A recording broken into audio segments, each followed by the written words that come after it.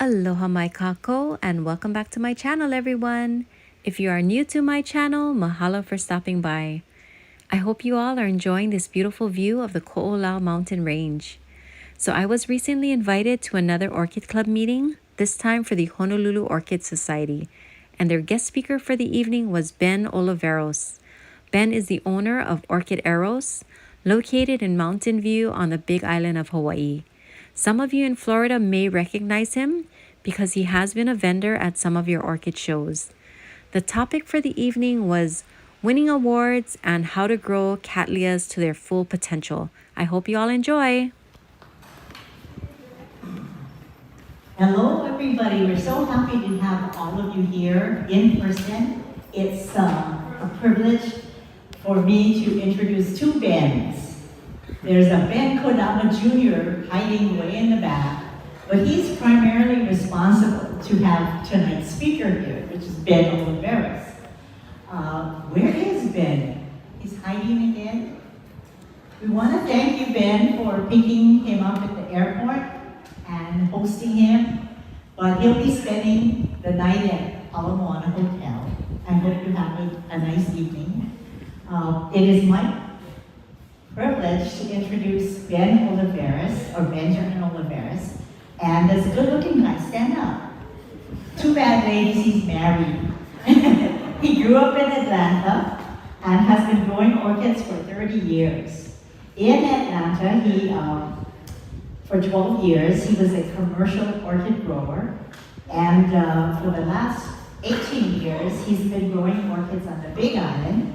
He's the owner of Orchid Eros, E-R-O-S, a nursery dedicated to advancing species and hybrids of the Cattleya Alliance. As an American Orchid Society judge, he has learned the importance of quality. As a potted plant grower, he knows the need for floriferescence. So, does that mean many flowers? Okay. His goal is to bring you superior flowers on plants that bloom early and bloom often. His latest honor is that he just won 4 of the 2022 American Orchid Society's annual awards. And so here is our illustrious Ben Oliveros to speak to us tonight.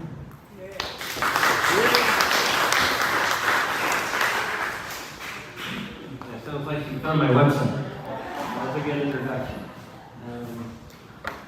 Apparently my remote advance is not going to work after changing batteries several times, so I'm going to try to sit somewhere with my computer a little out of the way, as far as my cord will reach maybe.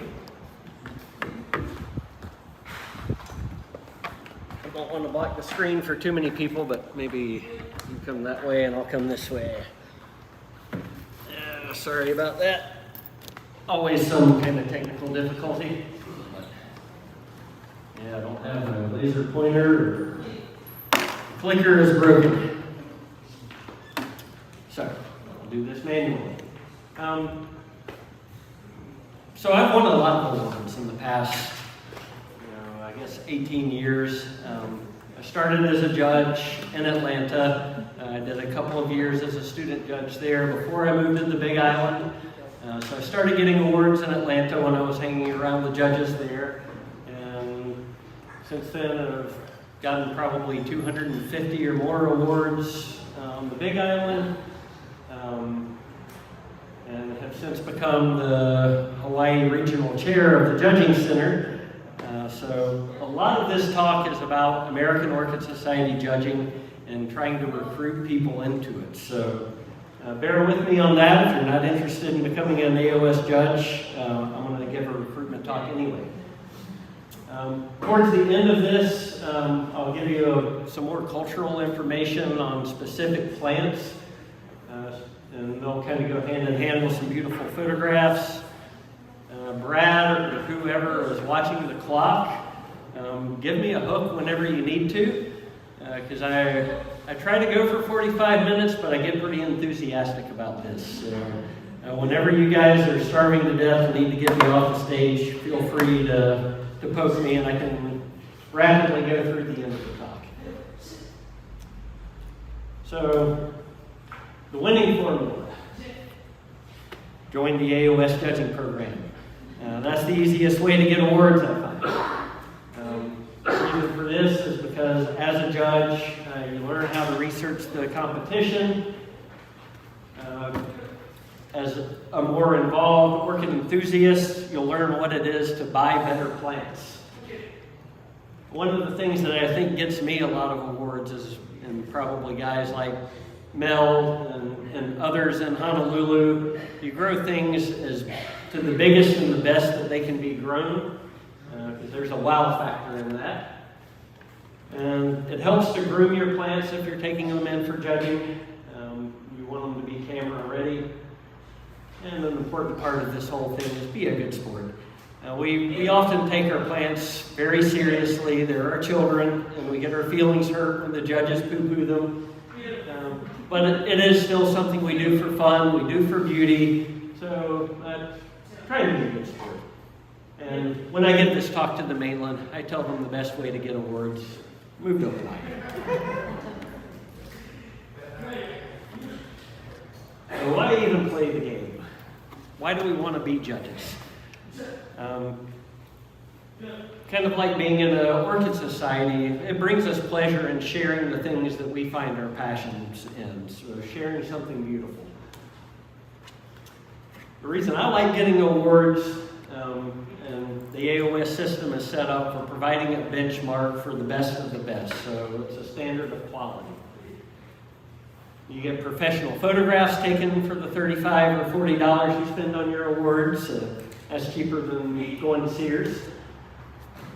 Pedigreed plants are more coveted and of higher value. It's kind of like dogs or cats in that regard.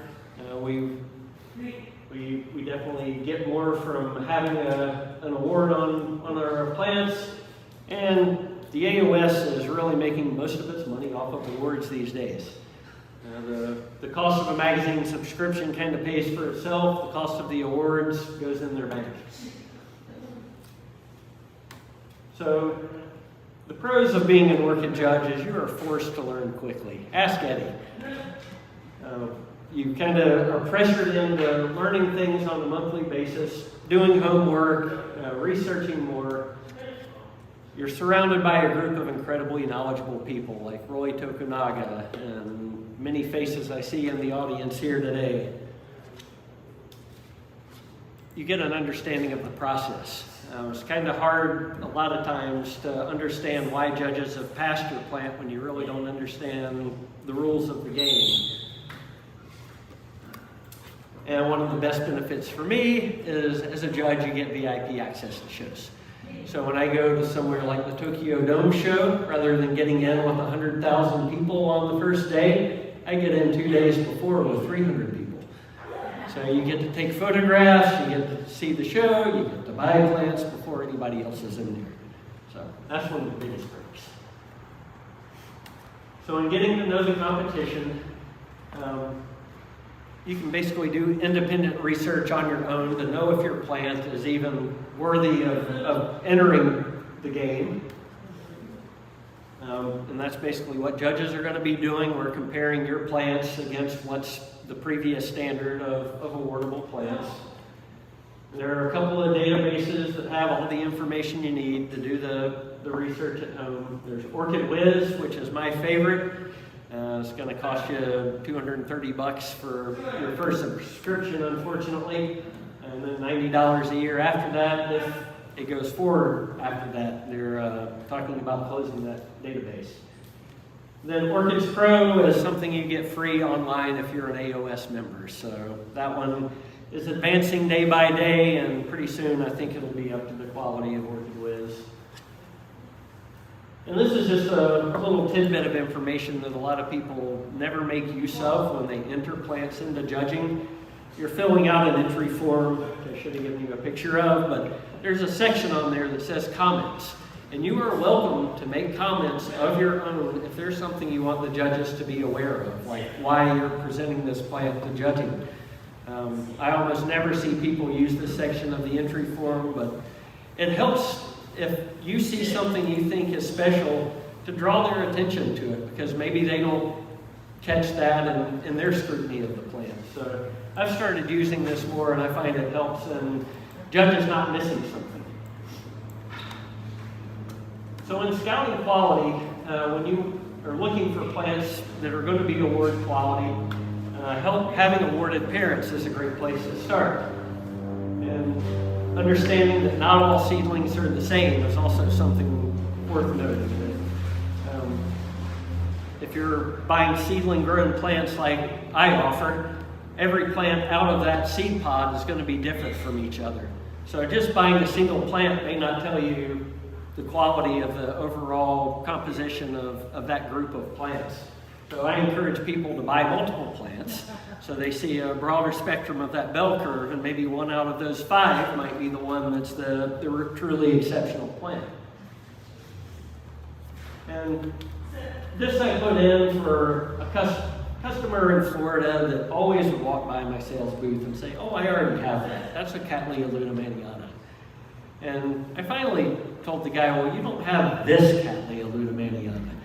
Every batch of seedlings is going to be different. So you may have a particular species or a particular hybrid, but if it's a different seedling population, you don't have it, because it could be something different and truly exceptional." And lastly, the exceptional flowers are going to come from exceptional parents most of the time. So try to buy things with pedigree. So here's an example of something that's slightly better than average in the Cattleya lutomaniana on the left. And then in the right is really what you want. Something that's really full and round and much better than average. And another example of kind of normal versus a superstar. The Cattleya persiliana on the left was basically the only Persiliana cerulean known to man at the time. Through the works of Armando Montalini, a great Venezuelan, and myself, in 3 generations we went from the flower on the left to the flower on the right. And we're continuing to line breed them to get them even better than that. All from just a single source of genetics. So this shows you where Cattleya clandii were 20 years ago, and they were awardable like that then. Now there's a new standard. The one on the right is basically what you're going to want to get a clandii awarded today. And this is a good example of diploid versus tetraploid. Does anybody here not know what 2N versus 4N is? Feel free to raise your hand and I'll explain if you don't. But Roy should have taught you this by now. And this is something to show you that you can either buy a bunch of seedlings or you can just go out there and spend a lot of money and buy something superior right off the bat. So all depends on your wallet and your patience. I bought probably a dozen Cattleya praestans concolors when they first came out, and I got one winner out of it. It got an AM. About 4 years ago, I went to Brazil and I found a plant that probably cost me 5 times what those initial 12 plants did, but it was worth an FCC. So you can spend the money and just buy something award quality, much easier than growing out a large population. So if you're selecting seedlings, and if you're looking at a group of plants on my bench and you have a dozen things to choose from, there are going to be differences that you can see in that group of plants. And this is something Roy's probably talked to you about before, but you can look at just the morphology of the plant without seeing the flower, and you can come up with things that can guide you to a better plant. So I start picking out plants when they're very young based on how thick the leaves are, how wide the leaves are, if they're rounded on their tips, if the roots are fatter rather than being skinnier than the rest of the group, that may be a tetraploid. If the root tips have no pigment to them, that may be an alba. So there are things just in the plant itself that can lead you to exceptional flowers. And so I literally start picking out plants as I'm taking them out of the flask, and I keep selecting the anomalies along the way. Things that grow better, things that have those foliage characteristics. And then it's also important not to throw the baby out with the bathwater the first time they flower, because that first bloom is not necessarily going to be representative of what the next bloom is going to be. They're not really up to size and the heft in the plant to give you a full flower of the quality that it will be as a mature flower. And I'll show you some examples of that. So here's a case of looking for anomalies in plants. I had a whole batch of Volcano Queen clones, like 1,000 of these things. And I was seeing out of these Mariclone populations, there were a few plants that looked different than the rest. They should have all been the same things as clones. So I set those aside. And 5 years later, when I started blooming them, I had tetraploid mutations coming out of that batch of clones. So I got an FCC out of a mutation from a clonal population. And you can see just by looking at the pictures, which one would you rather own? So it's worth having a selection like that to find the ones that are different. So this may be harder to read from the back of the room, and I'll try to surmise it for you a little bit. So I think it's very important to grow your plants up to a good hefty plant, not exhibiting them on the first flowering, which is very difficult to do sometimes, but grow them up to their full potential. The first blooms are underperforming, and as the plants mature, the flowers get bigger, fuller. And I'll show you some flowering examples of that, and you'll get more points on a larger plant with more flowers. So there are a lot of plants out there that you really don't want to exhibit first, second, third, fourth time they flower. A lot of your bifoliate cats, you need to get them 3 feet tall before they really hit their stride. So there are some things I've waited a decade before I've exhibited them, just so they're really at their maximum potential. And I'll show you some photos of those in a bit. I also find with cats, they bloom their best on that first growth that walks out of the pot. And it has a lot of roots that are in the air, and it's really at its maximum. Because when you repot it after that, you've just set it back a year or two again, and then it's got to grow back up to that potential. So I always try to let them take one growth out of the pot before I repot them, and that's usually when I get my peak flowering. I treat Cattleyas differently based on the morphology of the plants and the species and the groups that they fall in. So I'll go into a little more detail on that.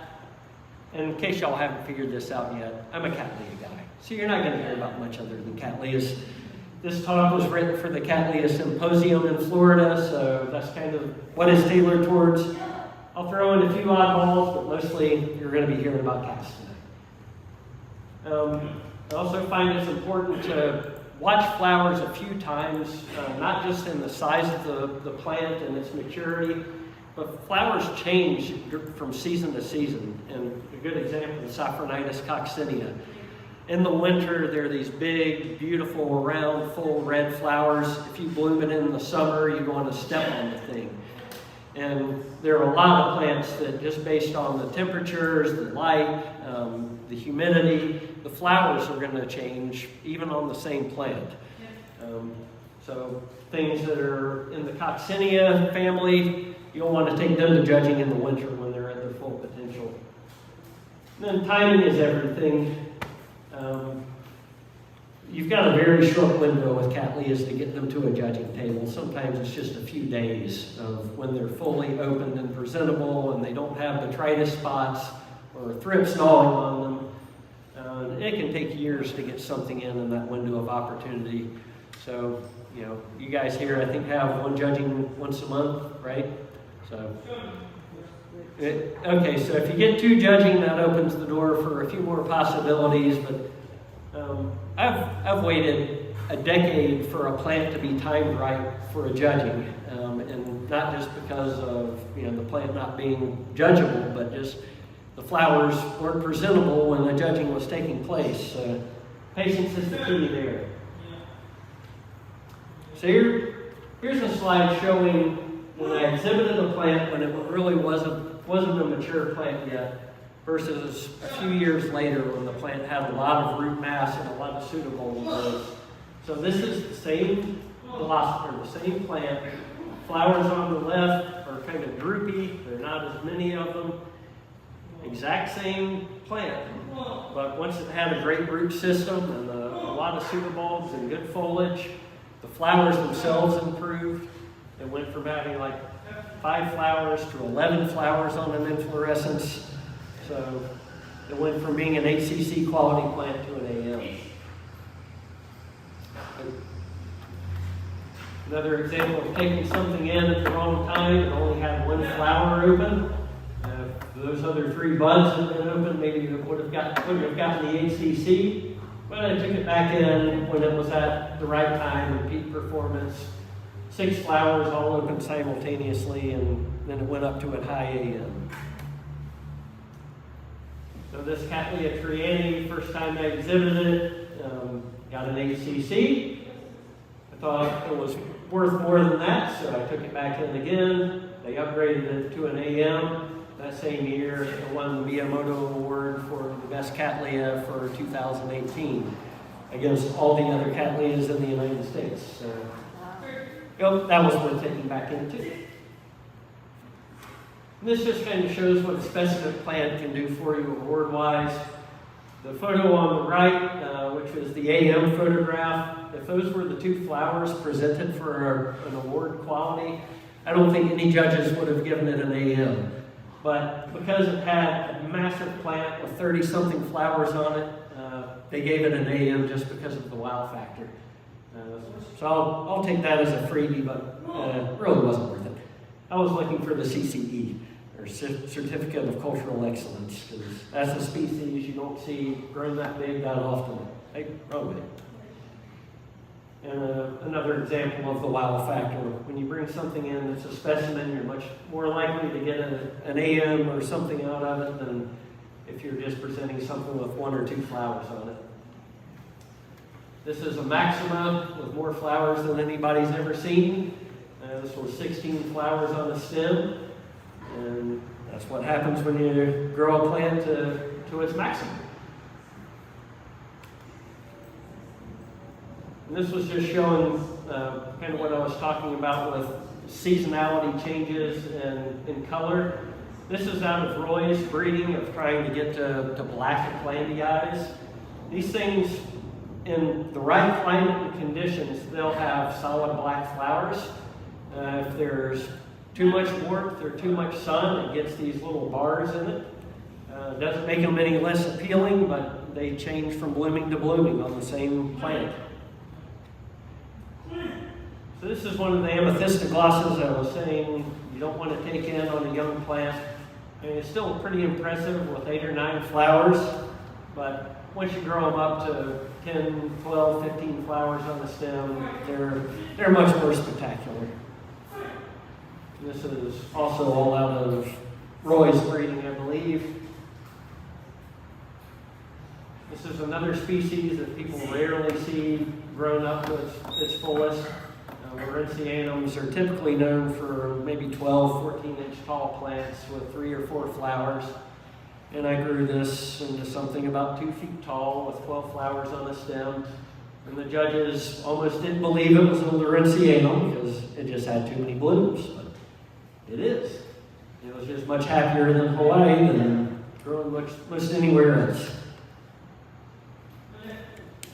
And so this is some cases of me being a disgruntled exhibitor as well as a judge. The ACC I got on the Eclandii on the left. Luckily I got voided because the judging team missed that there was like an 8-point spread in the points. I thought it was an FCC quality flower and I was kind of miffed at the HCC, and luckily there was a mistake in the judging process, so it got voided. I'll take it back in again on another day. And then the one on the right, when our award registrar saw this award come in, she says, okay, here's the biggest, best FCC, or biggest and best Eclandii ever seen. Why did you get an AM? I said, well, because they've seen too many of my Eclandiis. But Bill Rogerson is the creator of these, and he's basically got the best in the world, even better than the Brazilians. But he and I both have just set the bar too high, so I don't think we'll ever get our FCCs out of them. But then sometimes I get FCCs that really weren't worth that either. This was the only elongata alba ever seen, so they were pretty stunned by it, and they gave it, instead of like a CHM, an FCC. It's pretty nice, but it's not that nice. And this was the plant I was saying took over a decade for me to get into judging. I moved from Atlanta with this plant. I knew it was award quality when I brought it here. And I lived here about 8 years before I ever was able to time it right to get it into judging.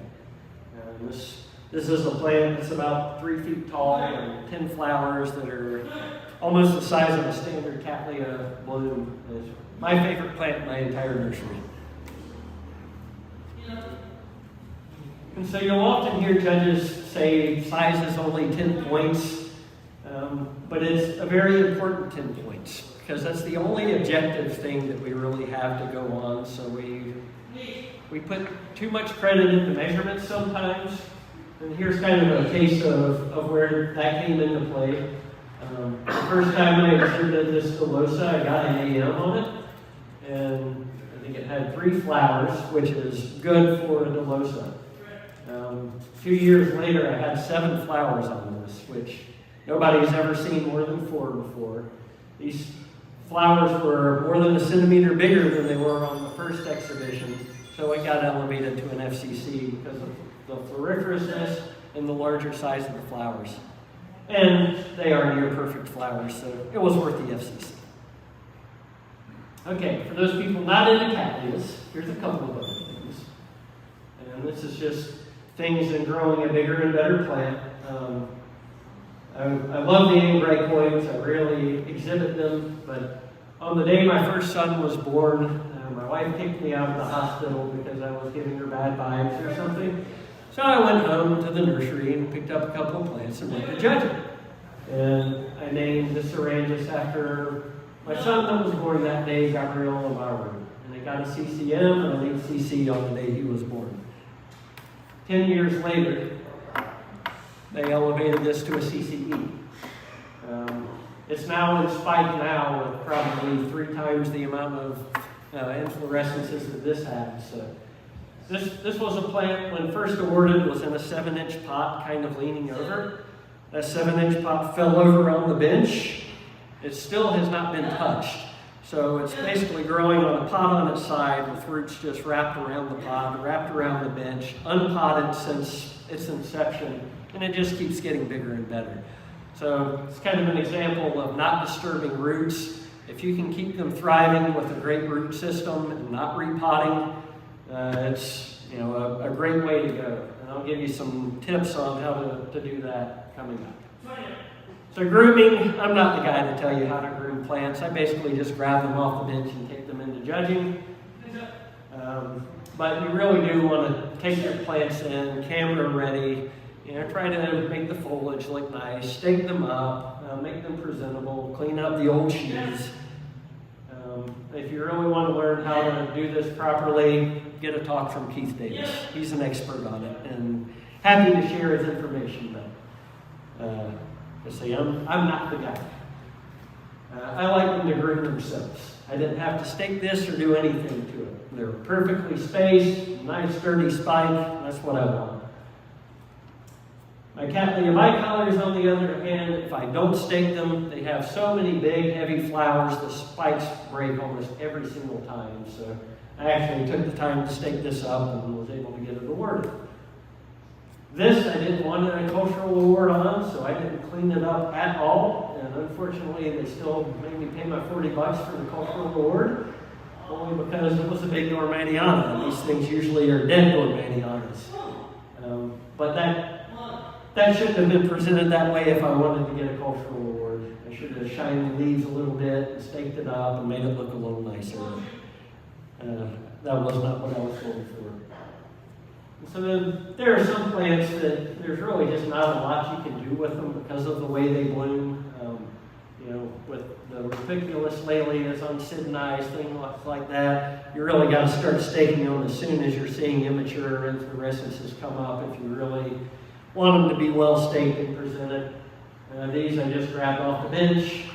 I'm happier getting AMs and HCCs than paying for people to tell me I know how to grow a good plant. I don't really want the cultural awards, but sometimes I gotta pay for it. So briefly on sportsmanlike conduct. Hopefully all you guys are good sports out there. But just remember, the judges are people too. Sometimes we've had a bad day. Sometimes we missed our snack and our blood sugar is low. And I find from one judging to the next, things can change. So a lot of times I'll have a plant get screened that I knew was worth an AM, but it was just not the right day for it. Could have been, somebody on the team was having a bad day and downplaying the plant, or the light was bad, or any number of reasons. So if they tell you to bring it back in again, take them seriously and bring it back in again, because from one judging to the next, it could be different. And it is kind of daunting for us as judges, because we're usually a small group of people, 5, 6 guys on a team, and we're making national standards for the American Orchid Society. So we're often really conservative about these decisions we make. So a lot of times plants come in that you absolutely are in love with, it's beautiful, and we may not award it just because we don't want to set the bar somewhere that we're not comfortable with for a national standard. One thing that I have a problem with as a judge, and I may try to change this someday when I have a little more clout, somebody might listen to me. There's no appeals process for an exhibitor. The handbook is tailored just to judges and the judges' rules and guidelines. And so if you're a disgruntled exhibitor, there's basically nothing you can do. And I've been a disgruntled exhibitor before, and I would like to be able to say, hey, I don't want this HCC. This plant was worthy of a better award than that. I don't want to pay the $30 for it. But if I did that, I'd never be able to get an award again. So hopefully someday we'll have some process for dealing with issues on the exhibitor end, but we aren't there yet. Kate, maybe you can help me with this someday. And so this was kind of written for a particular exhibitor we have in Hilo. But try to keep your comments to yourself until the end of judging. Sometimes, if the judges are going in a direction that you're not necessarily seeing eye to eye with, don't argue with them then. Wait until they're done, and then you can make your comments to them. One, if you're criticizing them while they're in the process, it's probably not opening their eyes, but it's closing their ears, and it's not going to help your case. And hot-headed judges or hot-headed exhibitors are not likely to be treated quite as fairly. We're supposed to be doing this objectively, but we're still people. So if you're yelling at the judges, how do you think they're going to treat your plant? Okay, now to the good stuff, what you really want to know. And bear in mind, cultural tips for me and Mountain View, Big Island, wet, 1,600 foot elevation, 200 and something inches of rain a year, may not quite be the same as growing in Waikiki. So if you've got a system that works for you, do what works for you, and maybe just take some hints from what I'm going to tell you. But if you live somewhere with perfect intermediate conditions, up in the mountains, do what I do. So I vary potting methods based on the roots of the plants. I do a lot of what I call pot mounting, which I'll explain briefly because it kind of doesn't make much sense. But rather than mounting a plant on a piece of hapu or a piece of bark, if I ever want to move that plant, divide that plant, it's difficult to do when it's mounted on something solid. So I mount them in a pot. So I'll fill a pot up halfway, 3/4 of the way with peanuts, put the plant in, and just put one layer of bark across the top just to hold the peanuts into place. And so it's basically now mounted in a plastic pot. And so the roots can go into the pot, they can wrap around the outside of the pot, they're still not in any kind of media that's going to hold a lot of water. But then when I do want to repot this or make a division of it, it's very easy to do so because I'm not having to saw through a piece of wood. So I really like pot mounting plants. I do a lot of this in net pots. It gives the air, a lot more aeration to the roots. I only grow in sphagnum and clay for very specific things that won't grow any other way, and that's Rupiculus lalias and Sophronitis coccinea.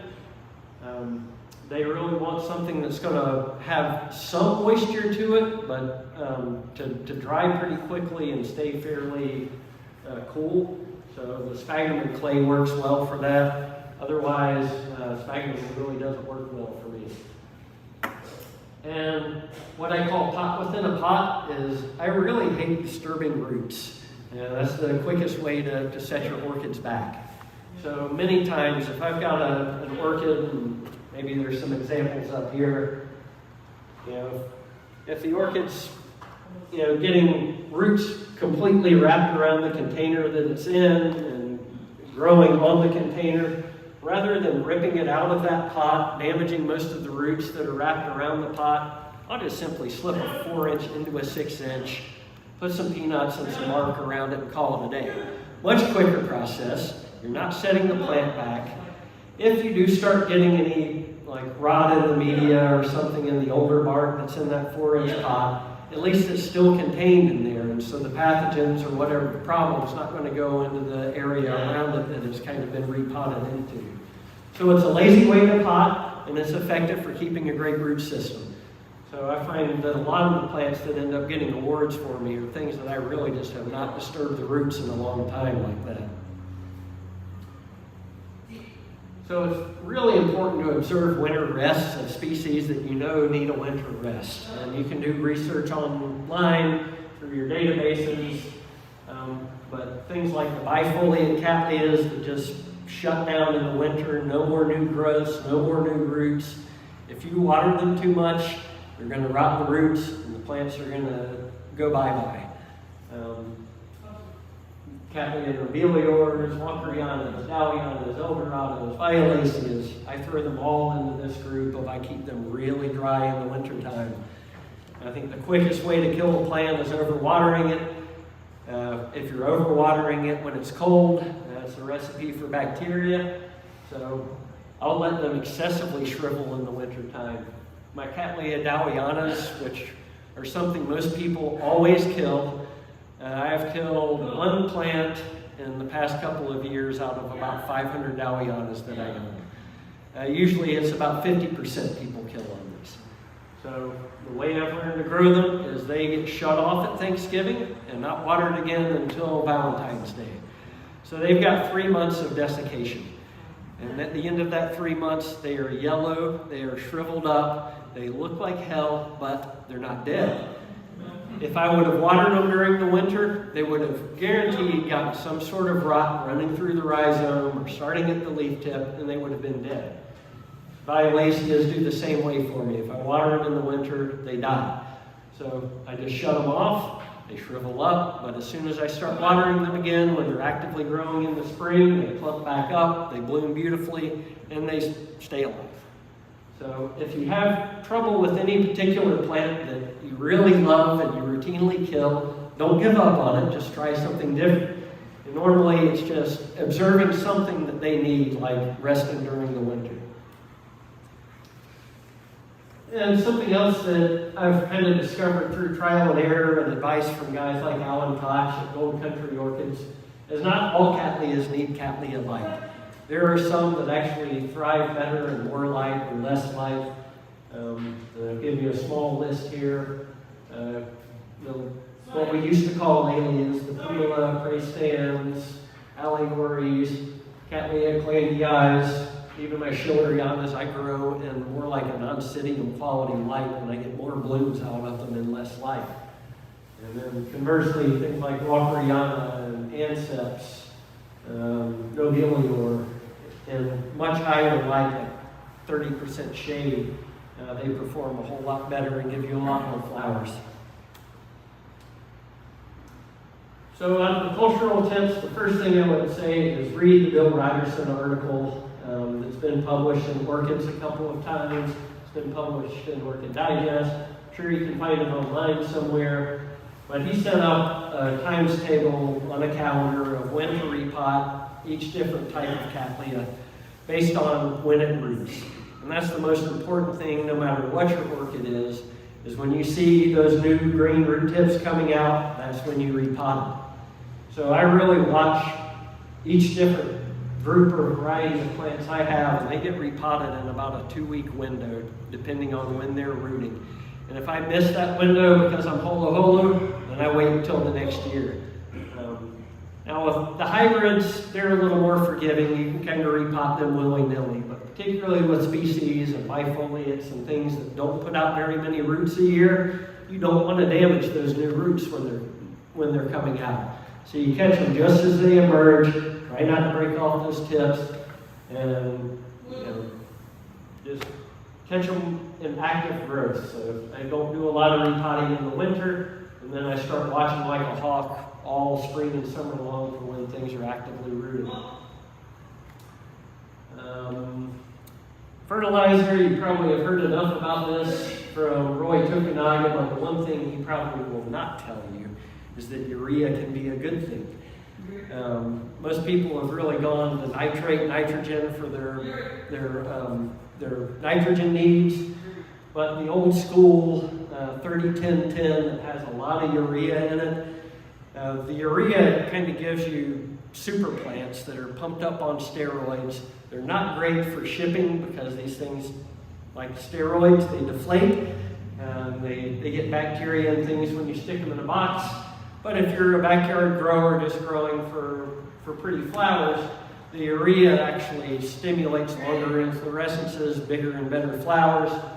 So I think it's worth using as a supplement sometimes. Really, nitrogen is the best way to go, but there are benefits to urea as well. And I'm sure you've heard enough from Roy about cow bag, but use a lot of cow bag. And so this is a case of lowering the light level. When I got this Ciclandiae awarded, I had 2 flowers, each on 2 inflorescences. After moving this plant back into Oncidium quality light, which was about half Cattleya light, I'm now getting 5 flowers on the stem, which is unheard of with the Ciclandiaes. But the proof was in the pudding. And this was a Violacea, just to show you that they don't always die in the winter, which was my scenario for many, many years because I'm in a cooler climate and these things want 65 degrees and up all the time. Great plant for Honolulu. You can water it year-round here. For me, I got to shut them down in the winter and let them desiccate. And then the rot subsides. And kind of the same thing with Walkerianas. Cattleya bicolors is a bifoliate. These guys, I water sparingly in the winter. But with the bifoliates, I find when I lose the roots on these, it's really hard to ever bring the plant back around again. So they're one that I've started really doing kind of an empty pot method that I learned from Mike Blitz in Maui. I just stick them in the bottom of a big plastic pot and let them just grow on themselves. Really no media, no nothing, just growing roots in an empty pot. You gotta water them every other day this way when they're actively growing, but then there's no media in the pot to rot out the roots. So it's a good trick for things that you may be prone to rotting roots on. It's just don't use any mix at all and water more often. The Schillerianas I heard are basically all pot mounted, and I would say there's nobody other than me and Mike Blitz who grow these things this specific way that can put more than 5 or 6 flowers on a Schilleriana. This one I think had 11 when it got awarded, and I put as many as 16 on one stem on a Schilleriana, which people in Brazil have never even heard of that. But that's just growing them absolutely to their fullest potential. And this was a plant, was the most money I've ever spent on a plant in my life. And it was a beautiful 10-bulb division a Brazilian friend brought up from me. One of 2 plants known to man, and Cattleya Schilleriana alba. And this 10 bulbs, within about 6 months, went down to 3 bulbs. rotting from the back. But by carefully cutting through the rhizome until I hit a nice green bulb without black in it anymore, I brought this thing back to life, and it just stays mounted, untouched, and I was able to get an award on it finally, after nearly losing my sanity on it. Okay. All right, I'm not too far off track here. I'm going to show you some pictures now of a number of FCCs. I think I'm maybe up to about 10 of these now, and a lot of it's due to the pedigree of the plant, but I would say the majority of it is due to just growing the plants really impeccably. And most of that's thanks to living in Mountain View, but a lot of it's thanks to having mentors like Roy and Fred Clark and others that know how to grow a good plant and listening to what they have to say. So, Cattleya Tigrinas has probably had close to 30 flowers on that inflorescence on a plant that was over 3 feet tall.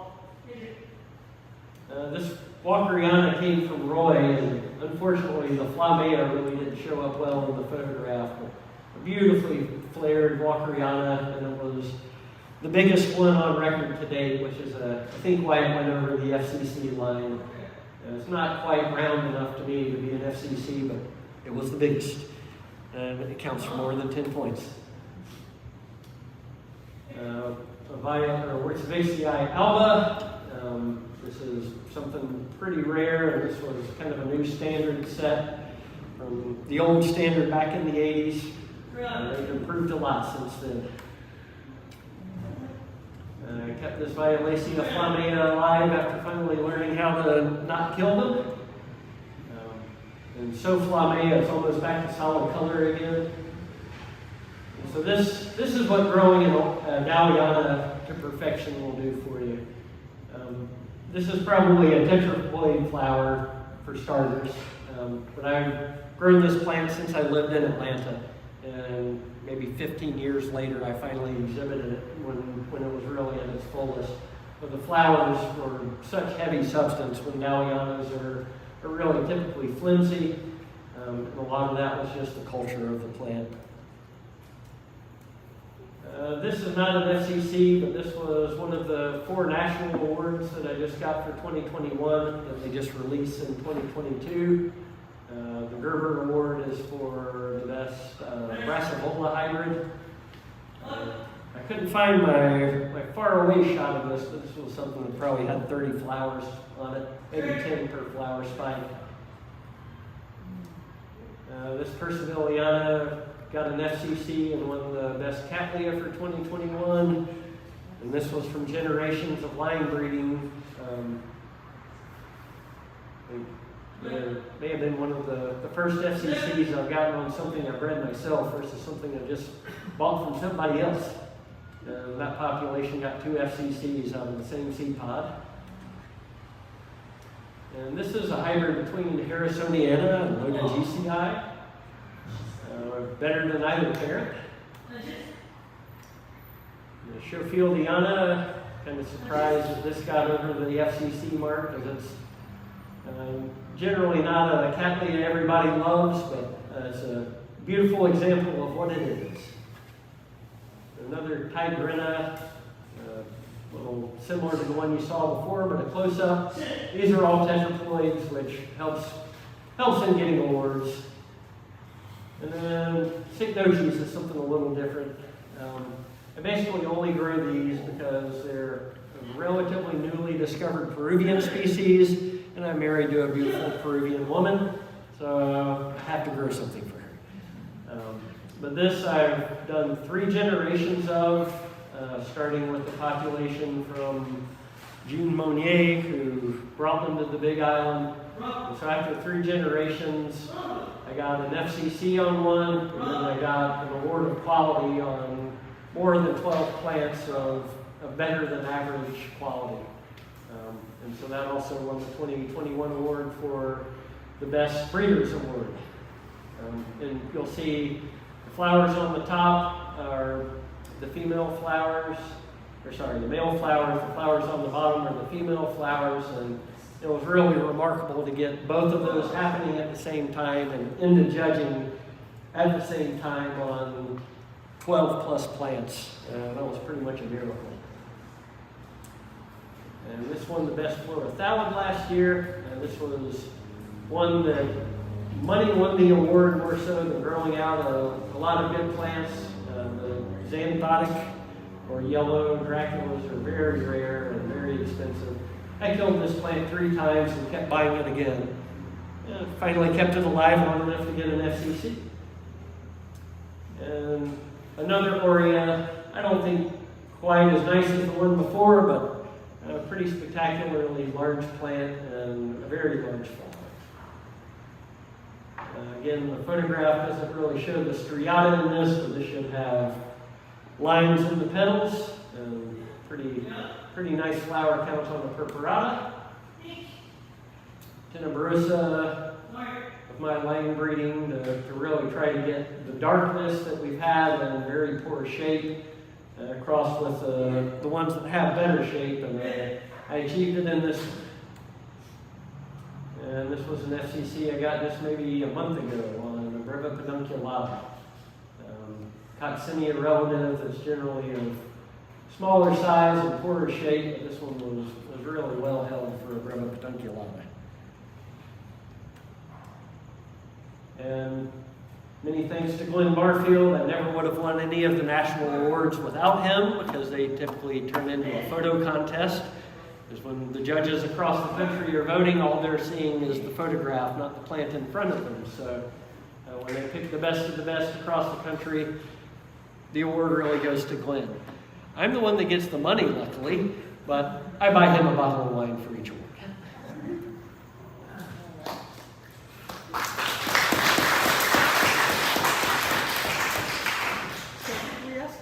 Yeah, yes, so we're going to open it up for questions, a few questions, so go ahead and ask.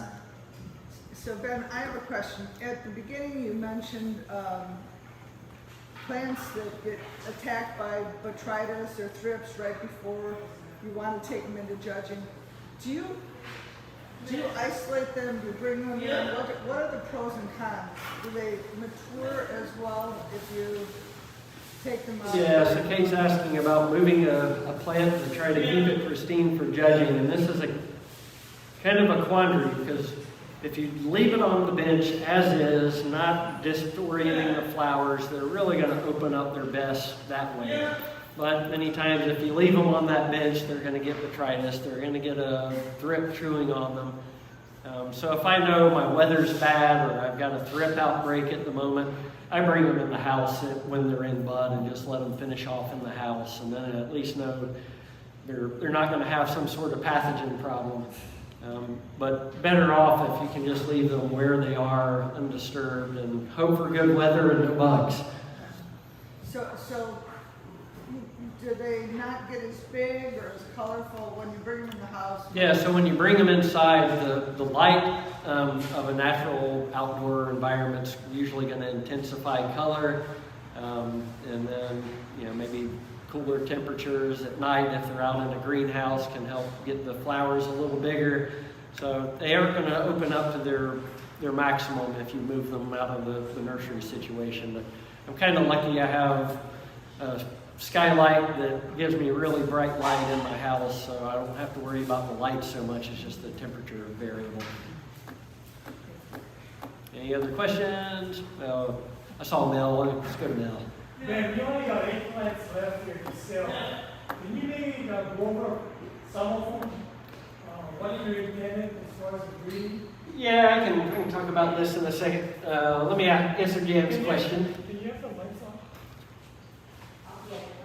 I wanted to know when you do winter rest, is it a covered greenhouse or open, and then do you use insecticide? Yeah, so my greenhouses are all covered. I basically just call them tarps because I'm just trying to keep the rain off with 200 plus inches of rain a year. So if you're growing in a lath or shade house, there's not much you can do other than try to move them under some awnings or something. Or one way to if you're going to be growing outside and you know a plant needs some winter dormancy, is just mount the thing, so at least you know it's drying out quickly. Eddie? First of all, so I guess you never went to this nursery or went to the big island. Anyway, okay, I have to write it down in English. When you're hybridizing mode, okay, is there a genetic reason for crossing two cultivars or a particular species? Like I got this from you, right? It just says, Canada Shuriana, Agalia, parent crossed with Cinco estrellas, that's a season parent. And this one is the reverse. Is there a reason why they would cross two cultivars of the same species? Yes, probably the main reason I did it is just to make sure one of them held a pod, and they both held the pod. But they are two different strains. The Cinco Estrella is a very dark flower, and the other population is a really supremely shaped flower with a lot of blooms. So it'll kind of be something you and I both will discover is, you know, the mother plant, they say, is like a 60-40. You've got mitochondrial DNA that's going to be coming from that pod parent that you're not going to be getting otherwise. So doing a reciprocal cross should yield different results, just based on the influence of which one carries the pod.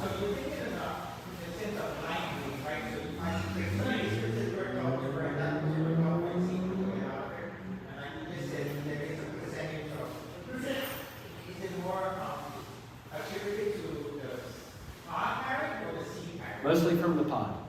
Also, the traits of being good came from my pod. Yes. Yes. Yeah, so there's DNA that only comes from the mother. And in orchids, this is particularly valuable. And like if you want yellows or oranges in breeding, you're not going to get those generally from pollen. So if you want a yellow flower, you need to make sure you're breeding the mother as the yellow.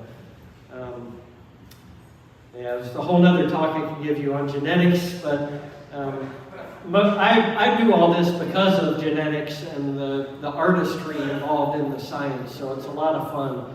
And so when, you know, all these seedlings I brought in, I basically produce 200 plants out of each seed pod, and I'll keep 40 of them for myself, just so I can bloom them out and see what the differences are, because that's what interests me. I don't want to look at a bench full of clones where 500 plants all look the same. I've got no interest in that. You know, that's death to me as an orchid enthusiast. So I grow everything from seed, so I've got variety. So back to where Mel was, anything I've got in a 4-inch pot is not available for me. I sell out basically in 2-inch pots. If you look at my website, you're never going to see anything but a 2-inch pot available. If it's gotten this big, these are my personal plants that I've set aside for myself because I want to bloom them. But I took pity on you guys, and I brought some of my personal stash in. So these are already basically cherry-picked by me as being different from the other 160 plants that were sitting on my bench. So, you know, I'm looking for foliage differences, pigment differences, root differences, vigor.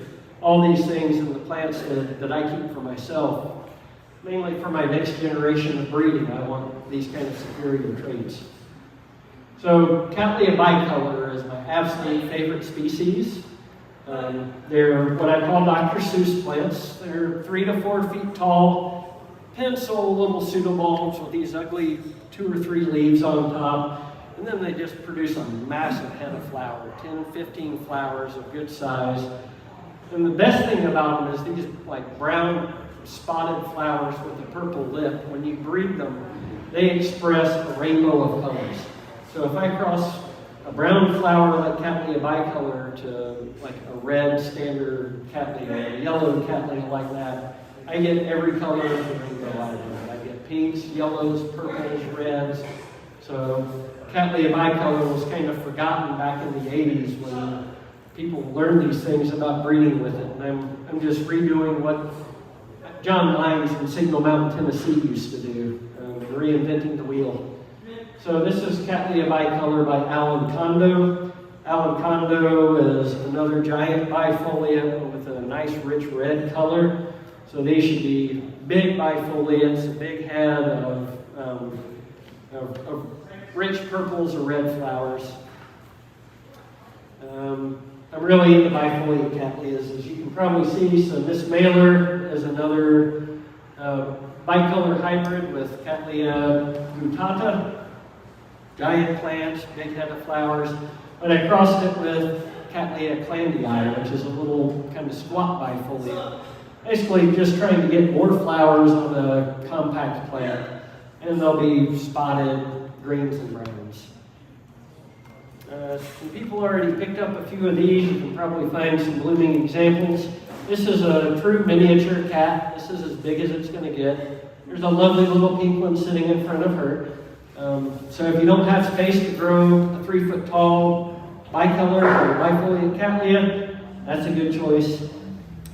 The Cattleya clandii again stays very small, relatively 8 inches tall or so. Mariba tiger is one of my favorite things I got from Fred Clark. It is Tigrina, which you saw a couple of FCCs crossed with Schilleriana, another one of my favorite species. These will get about 2.5 feet tall with really large Schilleriana type flowers. Fred made the cross. I got 4 out of 5 that I kept awarded, and this is SIP cross of 2 of the awarded ones, just to get even more veterans. And then Thai Rose crossed with Cattleya bicolor. Many of you may know Leonard Gimes, a famous old orchid grower from Mahalo. Thai Rose he named for his daughter, so that was his hybrid. And I crossed that with Cattleya bicolor. Again, a spotted chocolate with a purple lip. So there are a lot of bifoliates, basically, and a couple of not. So that answers Mel's question. Okay, maybe one more question, anyone? And then we're going to go ahead and have refreshments, and then we'll pause a little while and then do a little bit of plant culture. But thank you very much, Ben, for coming and sharing all of the information. I thought the culture portion of his talk at the end, that was like really, really, really good. So if you can try to remember to do some of those things, that's great. All right, everyone. I hope you enjoyed that as much as I did. I would like to say a really big mahalo to Ben Oliveros for allowing me to record him so that I could share this video with all of you, and to Milwaukee and Brad Lau for inviting me to the meeting. And I'm sure some of you are wondering if Ben ships, and the good news is yes, he does. So I will be including his information in the description box. Mahalo for watching, everyone. I hope you all enjoyed today's video, and if you did, please don't forget to hit that like button. I look forward to sharing more videos with all of you, and if that's something you think you want to see, please consider subscribing to my channel if you haven't already done so. Until next time, everyone, remember to always live aloha.